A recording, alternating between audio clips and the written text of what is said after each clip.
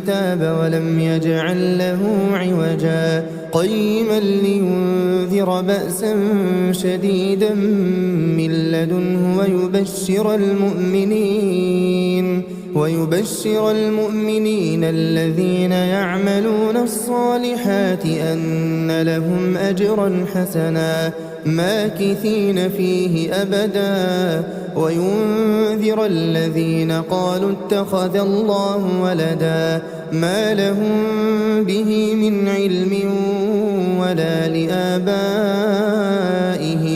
كبرت كلمة تخرج من أفواههم إن يقولون إلا كذبا فلعلك باخع